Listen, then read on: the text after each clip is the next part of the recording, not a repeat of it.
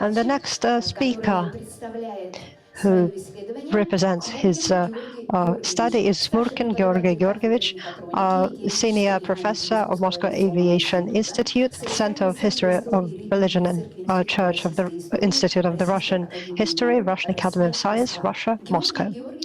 Georgy was born in the city of Elista, Kalmykia. He graduated from the Moscow State University, named after Lomonosov, with flying flags, mathematical faculty.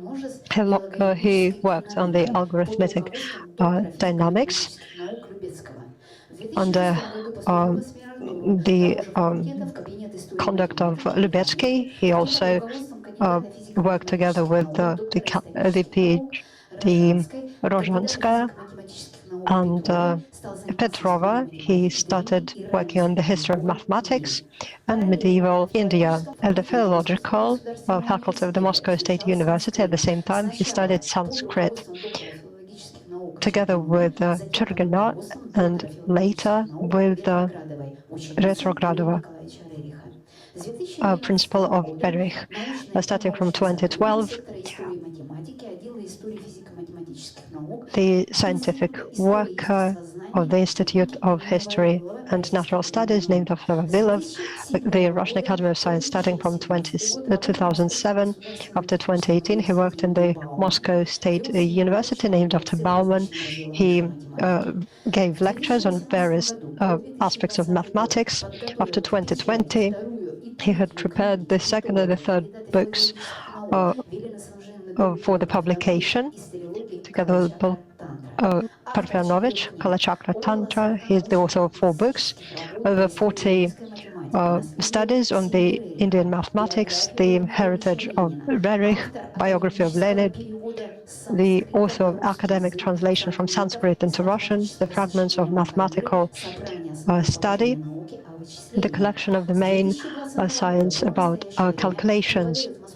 Up to now, he's been giving lectures at the Moscow Aviation Institute, the history of Russian Revolution, the history of medieval mathematics, the heritage of Berich, theosophy, Sanskrit are his research interests. Let's welcome Khmurkin Georgievich, Russia, Moscow, the primary act of creation of the world in the text of the Laws of Manu. Good afternoon, dear participants of the Congress. To begin with, a few general remarks regarding the religious, old, and philosophical texts of ancient and medieval India. They're not easy to translate. The older the text, the more difficult it is to translate them into any European language. And in medieval times, in India, the whole layer of comment kind of literature appeared. So, for example, an Indian scientist wrote a text for 100 or 200 lines, but it's so full of aphorisms and metaphors that the readers, even the Indians themselves, they cannot understand what the text is about. So we need to decipher it. It needs explanation. Another author, for example, in 100, 500 years, can write a huge text for 100 pages that would specify what was meant in those 100 lines. But the comment, even the comment that was written can be unclear. And 300 years later, the comment regarding the comments, the previous commentary can be published. So this is the Indian tradition. Bhashya, this is the name for the commentary literature in India. And The Secret Doctrine by Blavatsky is written in the genre of Bhashya. So there's a small text of the 7 stanzas. It's not clear for an average person, but after a number of comments, explanations, the explanations of several lines or particular words, everything becomes more or less clear. If we talk about the Western academic studies of ancient and medieval Indian writings, the approach of scientists has always consisted and consists in the fact that in addition to the text, after understudy, as a rule, they study the following: the commentary literature, they read it, they also study primary meanings of the roots of words, they study texts of closely related teachings, and they study a living tradition.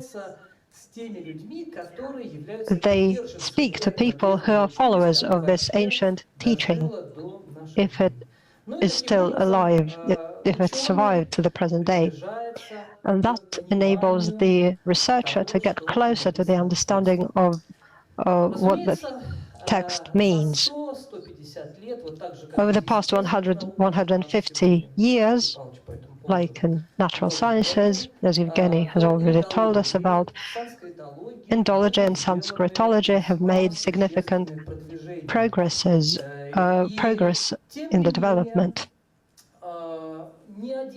Nevertheless,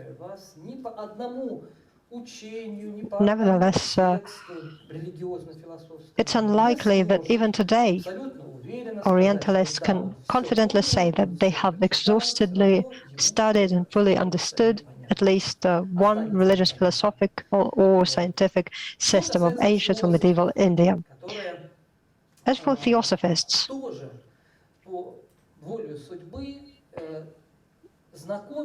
they also familiarize themselves with the Indian literary tradition. The central postulate of theosophical doctrine is the existence of universal knowledge. It tells us about the origin, the structure, the development, and fundamental unity of the universe and man. One of the key purposes of theosophists is to find or extract this universal knowledge, and they apply it to the ancient words, to scientific research, and to their own deep personal experience. But the difficulty of in the work of theosophists is bigger than for those who study science in general. And this and nowhere can we find an explicit and exhaustive exposition of this universal knowledge. So its grains are scattered all over the variety of Eastern and Western texts. And some of these pearls are covered with a coating. If we look at all the Indian texts, I can assure you there wouldn't be a full picture about how the world is structured, how it was developed, why texts are very different. They were created by different people in different times, and they use different images, different terms, different schemes, and they even argue with each other. They do not agree with each other.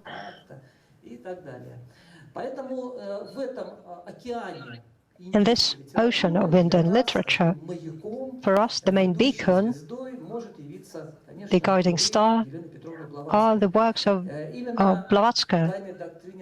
The secret doctrine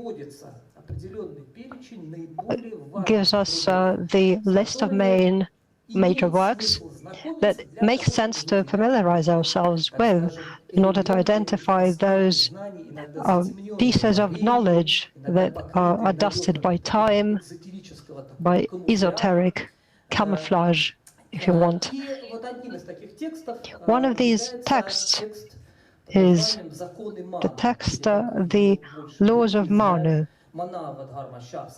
or Manava Dharma Shastra, Manu Samhita, or Manu Smriti. So these are the Sanskrit words. This is one of the most ancient Indian texts. It's over 2,000 years old, but it's the age of the text. Around 2,000 years ago, the text was formed its complete way. For how long it had existed before that is a big question. and how it was developing is still a question. It was written in Sanskrit. It consists of 12 parts, 12 chapters. There are over 2,700 couplets or stanzas.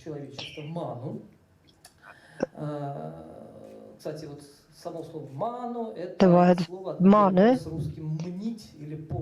is similar to the Russian word "мнить" or remember. These are cognitive processes. And the root of the word is very similar. It reflects this idea.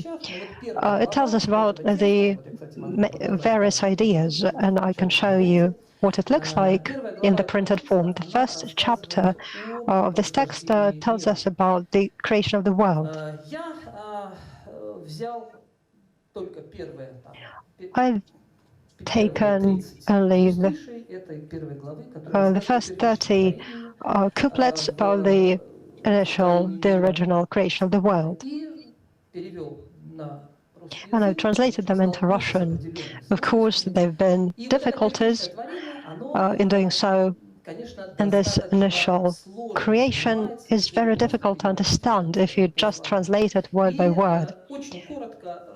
Very briefly, I'll explain what is happening in this text according to the laws of Manu. Initially, the universe is covered by darkness, and it is in the dream state.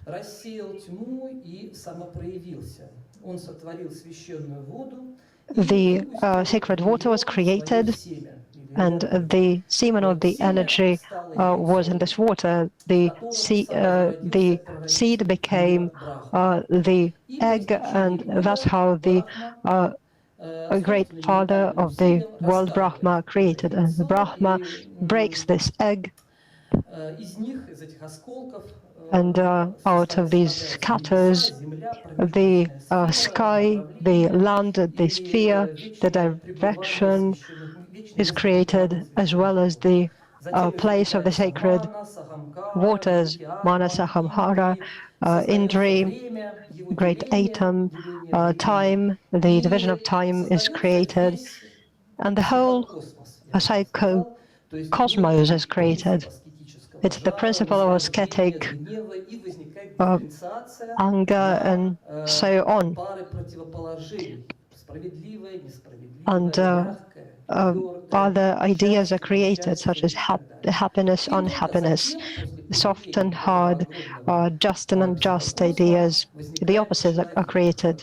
And only after that, the human being is created and he's part of this grandiose structure. If we compare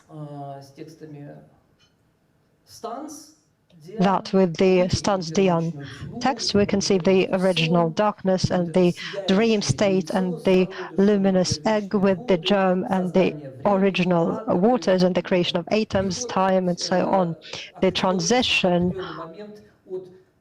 from eternal state to the original state that can be destroyed. And this original act of creation is very brief description of what is described in the colossal panorama of stanza Xian.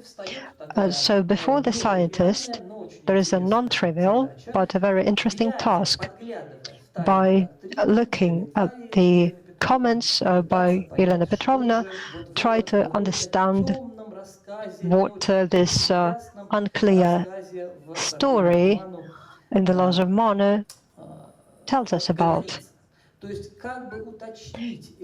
We need to specify those unclear notions that are over 2,000 years old. And I decided to implement this task. And briefly, based on a couple of examples, I'd like to show you how we can do this.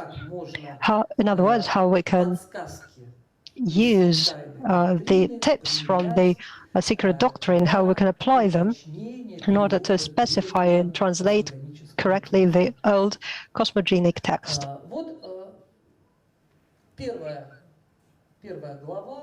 The first chapter, verse 23, it's written in Sanskrit. The translation is the following. In order for the sacrifice to have an effect, Brahma milked out of fire wind, and sun, an eternal threefold sacred knowledge, the designation of the three parts of which are Rig, Yajur, and Sama. These are three parts of the ancient texts.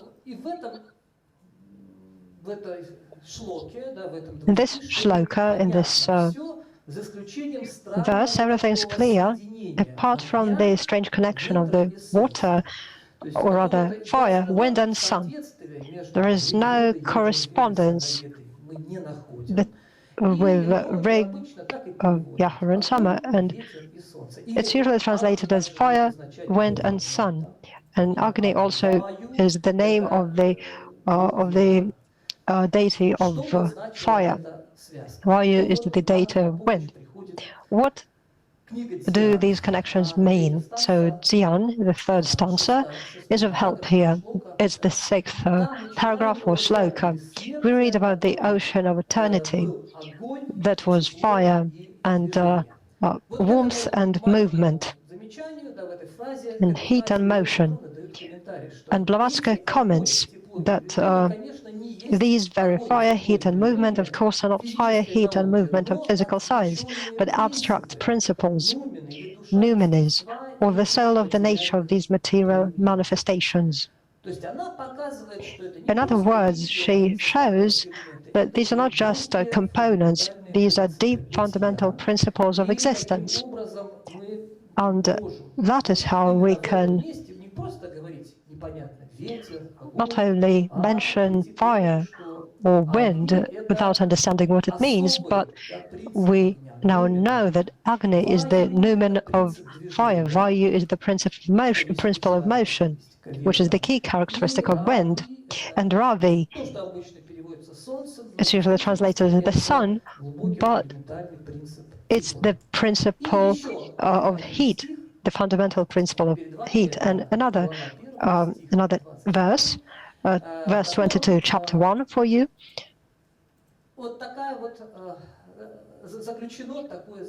Here we have the following meaning. This mighty Brahma also created an intangible host of those whose nature is action karma, gods, living beings, and sadhyas, as well as eternal sacrifice. Indeed, researchers still cannot understand what it means completely under these words, especially sadhi. When you don't know how to translate it, you just use the same words as in Sanskrit, so that we have sadhya in the Russian text as well. So we use Dzyan book to help us, and it says that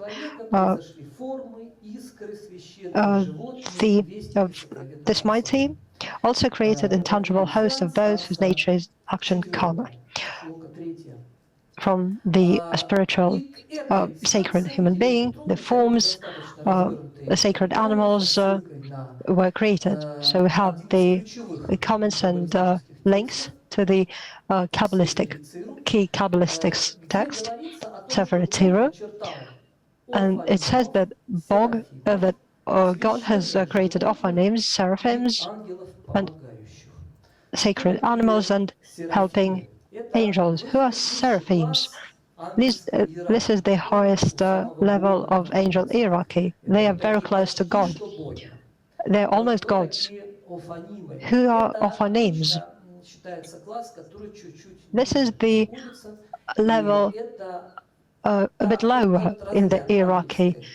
These are angels who take care of the harmony of everything to be just, and they need the universal laws to be implemented. That's where they control.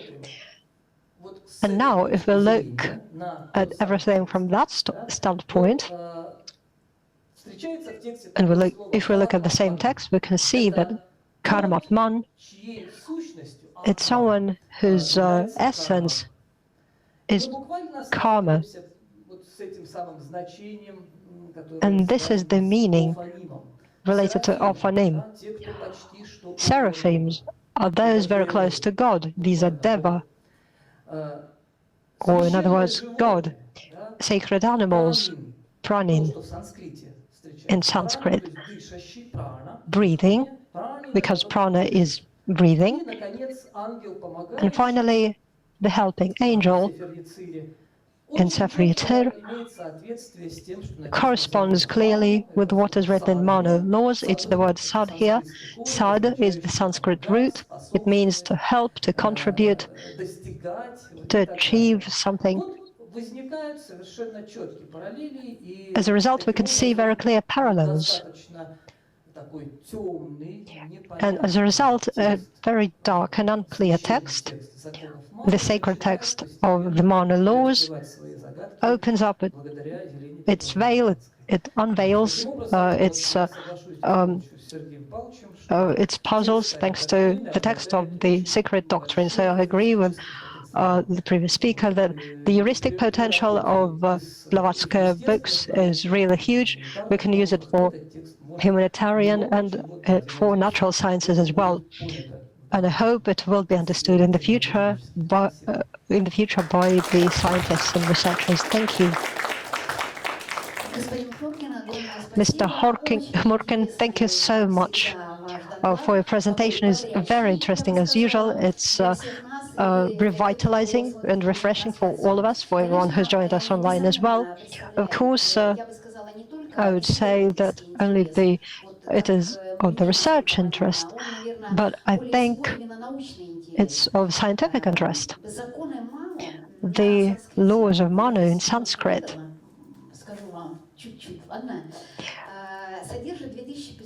consist of 2,500 verses, and they're parts, and they're divided into 12 chapters. If we make a sum, we'll have 21. But if we use pairs, we'll get 12. In other words, we have two powers, 12 and 21, and they mirror each other. So we have the centrifugal form. It's the simultaneous movement of the poles, and the sum of those verses, 12 and 21, the sum of the shlokas is 24. In other words, if we compare that to the first action of the creation described by Blavatsky in the Secret Doctrine, then in the first creation we have 12 cycles that go clockwise and 12 cycles that go against clockwise motion. These are longer cycles. And Mr. Khmurkin, you told us about Kala Chakra. Yes, it seems like that.